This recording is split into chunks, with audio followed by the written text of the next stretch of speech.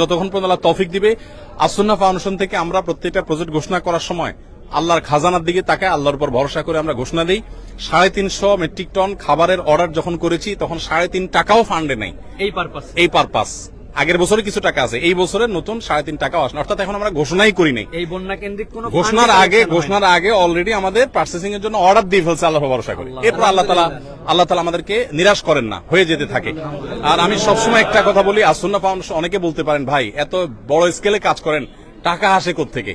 আপনারা অবাক হবেন যে গত 24 ঘন্টায় 3 লক্ষের বেশি ডিলিংস হয়েছে, অর্থাৎ 3 লক্ষের বেশি ট্রানজাকশন হয়েছে। 3 লক্ষের বেশি মানুষ টাকা দিয়েছেন, কেউ 5 টাকা, কেউ 1 টাকা, কেউ 500 টাকা, কেউ 50,000, 1 লাখ টাকা।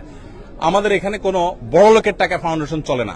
অনেক বড় বড় শিল্পপতিরা পার্সোনালি আমাকে ফাউন্ডেশনের পুরো প্রজেক্টের দায়িত্ব নিতে চেয়েছে। আমি বিনয়ের সাথে বলেছি আপনি দোয়া করেন, ফাউন্ডেশন সর্বসাধারণ টাকা চলবে ইনশাআল্লাহ।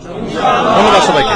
আমরা জানি এর আগেও যখন সিলেট সুনামগঞ্জে আমরা কাজ করেছি, বন্যার টাটকা অবস্থায় কাজ করা যায়, কিন্তু পুনর্বাসনের সময় মানুষের আগ্রহটা কমে যায়।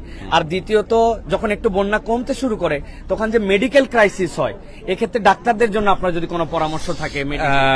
মেডিকেল টিম আমরা ইনশাআল্লাহ গঠন করব, আমাদের প্ল্যান আছে, আর অনেকে করছেন, সেগুলো তারা করবেনই। আর এর বাইরে যেটা আছে সেটা হলো পুনর্বাসনের জন্য আমরা এবছর প্ল্যান করেছি, নিয়ত করেছি।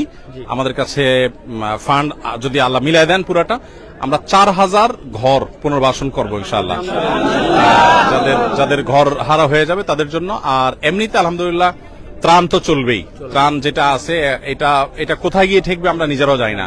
যতটুকু প্রয়োজন হবে আর যত